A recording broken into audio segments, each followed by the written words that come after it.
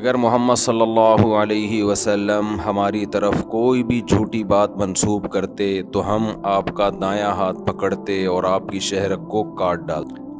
اس پر میں نے بتایا تھا کہ کوئی بھی شخص جس کی شخصیت ایسی ہو کہ جس سے لوگوں کو دھوکہ ہو سکتا ہو اور وہ پھر اسلام کی غلط تشریح شروع کر دے تو اللہ تعالیٰ اس کو پنپنے نہیں دیتے، کیونکہ اسلام کی تشریح کا مطلب گویا اللہ پر جھوٹ باندھ رہا ہے، گویا کہ وہ تو اللہ اپنے اوپر جھوٹ کو برداشت نہیں کرتے۔ اس کی میں کئی بار مثالیں دے چکا ہوں کہ اگر کوئی ایسا سفیر جو نہ شکل سے کسی ملک کا سفیر لگ رہا ہو، کوئی بنگی چرسی اٹھ کے کہے کہ میں امریکہ کا سفیر ہوں، تو امریکہ اعلان کرے گا کہ میرا اس سے کوئی تعلق نہیں ہے؟ نہیں کرے گا، کہے گا یہ بنگی چرسی کوئی بھی اٹھ کے کہہ دے۔ لیکن کسی کی پرسنالٹی ایسی ہو جس سے لگے کہ یہ امریکہ کا سفیر ہو سکتا ہے، وہ اگر غلط بیانی کرے گا تو امریکہ کہے گا بھائی ہمارا اس سے کوئی تعلق نہیں ہے۔ تو ایسے ہی اللہ تعالیٰ کوئی بھی عالم، کوئی بھی مذہبی اسکالر اگر لوگوں کو غلط گائیڈ کرنا شروع کر دے، دو نمبری کرنا شروع کر دے، تو اللہ اسے بھی پنپنے نہیں دیتے، کیونکہ اللہ تعالیٰ کا آخری مذہب ہے، آخری دین ہے اسلام، اس کے بعد کوئی نیا دین نہیں آئے گا۔ یہی وجہ ہے کہ رسول اللہ صلی اللہ علیہ وسلم کے جو معجزے ظاہر کیے گئے نا نبی کے دور میں، وہ تھوڑے نہیں تھے، بہت زیادہ تھے، تاکہ واضح دلائل کے ذریعے یقین آ جائے کہ واقعی آپ اللہ کے سچے پیغمبر ہیں۔ میں حدیث پڑھاتا ہوں نا جامعۃ الرشید میں، تو مختلف سندوں کے ساتھ مختلف صحابہ جب مختلف واقعات بیان کرتے ہیں تو ہم کہتے ہیں کہ دیکھو جن لوگوں نے اپنی آنکھوں سے یہ واقعات دیکھے ہوں گے انہیں آپ کی صداقت پر کتنا یقین ہوگا۔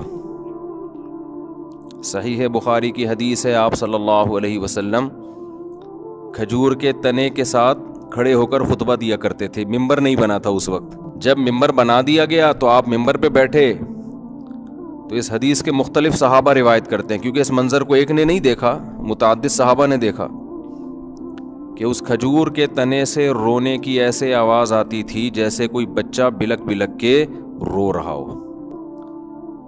پھر آپ صلی اللہ علیہ وسلم اس کے قریب گئے اور اس کو ایسے سینے سے لگایا جیسے ماں بچے کو سینے سے لگا کے تھپکیاں دے کے خاموش کرتی ہے، ایسے آپ نے اس کو خاموش کیا ہے۔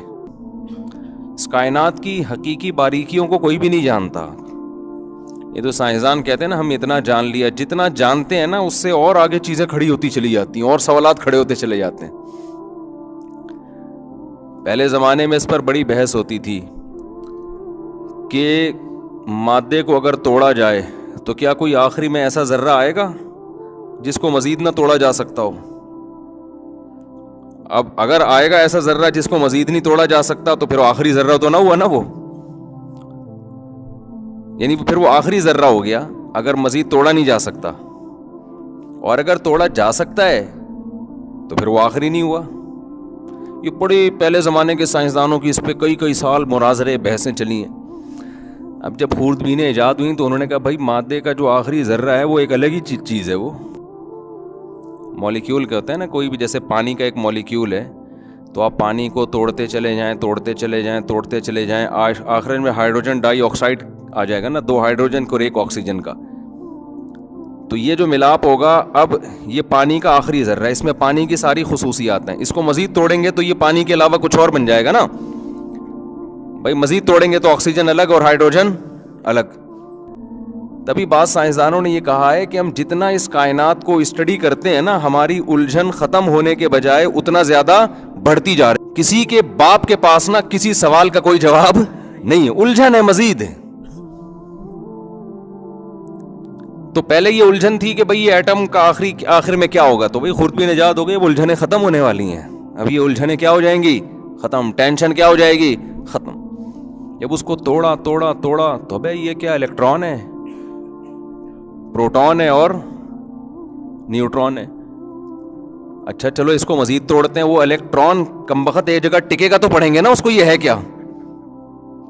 وہ الیکٹران جو ہے وہ اتنی سپیڈ کے ساتھ حرکت کر رہا ہے، تو بس یہاں کے سوال کا جواب کیا ہو گیا؟ بھئی ہمیں نہیں پتا اتنا تو ہم نے پڑھ لیا ہے، لیکن یہ ایک عجیب ہی چیز سامنے آئی ہے کہ یہاں کائنات کے ذرے کو جب بھی آپ توڑتے ہیں تو اس میں بھی موومنٹ ہے. اچھا الیکٹران کو کہہ دیا اس پہ نیگیٹو ہے. یہ نیگیٹو کیا ہوتا ہے بھائی اصل میں نیگیٹو وہ ہوتا ہے جو پازیٹیو نہ ہو، پازیٹیو کے کیا مقابلے میں ہو. اچھا پازیٹیو کیا ہوتا ہے اس کو ایکسپلین کرو، جو نیگیٹو کے اپوزٹ. بالکل وہی لطیفہ ہے، آمنے سامنے رہتے ہیں ہم دونوں. بھائی تو کہاں رہتا ہے اس کے سامنے، وہ کہاں رہتا ہے میرے سامنے، دونوں کا آمنے سامنے. ابے تم دونوں کہاں رہتے ہو، اب یہ حل ہو سکتا ہے مسئلہ؟ نہیں ہو سکتا. تو اس کا سمجھنا موقوف ہے اس کے اوپر، اس کا سمجھنا موقوف ہے اس کے اوپر. آگے پتہ نہیں اس کے اندر کیا کیا ہو. یعنی جیسے کائنات کی وسعتوں میں غور کر رہے ہیں تو نئی نئی کہکشائیں دریافت ہو کے الجھن ختم کرنے کے بجائے الجھنیں بڑھا رہی ہیں کہ یار اب شاید کوئی آسمان شاسمان آ جائے اور ٹکے ہم کسی جگہ. بھائی پہلے تو انسان دیکھتا تھا نا یہ چاند ہے یہ ستارے ہیں، اس نے کہا ستارے سے اوپر پتہ نہیں کیا ہوگا، تو خود بھی نجات ہو گئی تو بڑے خوش ہوا ہوگا کہ یار اب ستاروں سے اوپر کچھ ہمیں اب نظر آئے کہ بس یہاں تک اینڈ ہے. تو وہ بھائی وہ جتنی دریافت ہوتی چلی جا رہی ہے اتنے وہ آگے کہکشائیں، اتنی کہکشائیں، اتنی کہکشائیں، پھر اتنی کہکشائیں. ہماری گلیکسی اس گلیکسی کا ایک حصہ ہے. پہلے ہم نے اپنی گلیکسی دریافت کی، ہم نے کہا بھائی ہم تو بہت بڑا جہان ہے. پھر پتہ چلا ہماری گلیکسی تو بہت ساری گلیکسیوں کا ایک حصہ ہے. اچھا چلو ہماری گلیکسی بہت ساری گلیکسیوں کا ایک ذرہ ہے، تو وہ ہم اس پوری گلیکسی کو ایک کالونی کہہ لیتے ہیں جس کا ہماری گلیکسی ایک ذرہ ہے. تو پتہ چلا یہ پوری گلیکسیاں پھر کسی اور گلیکسی کا ایک، جو اتنی بڑی بڑی گلیکسیاں جس کو ہم بہت بڑا سمجھتے تھے وہ کیا نکلی آخر میں؟ اس کائنات کے مقابلے میں ایک سائیڈ میں نا کوئی چھوٹی سی چیز اللہ نے بنا کے ڈال دی ہو. تو سائنس کے پاس، اچھا میڈیکل سائنس کا بھی ایسا ہی ہے، جتنا انسان کی جس چیز کو بھی چھیڑا ہے نا انسان نے مسئلہ حل ہونے کے بجائے کیا ہوا ہے؟ بڑا ہے. تبھی تو قرآن نے پہلے کہہ دیا تھا نا وَمَا أُوتِيتُم مِّنَ الْعِلْمِ إِلَّا قَلِيلًا، تمہیں علم بہت تھوڑا دیا گیا ہے لہذا زیادہ فنڈر بننے کی ضرورت نہیں ہے. تو انسان کے پاس جیسے جیسے نالج آ رہی ہے اسے اعتراف ہونا چاہیے اپنی جہالت کا، لیکن بجائے جہالت کے اعتراف کے اس کا تکبر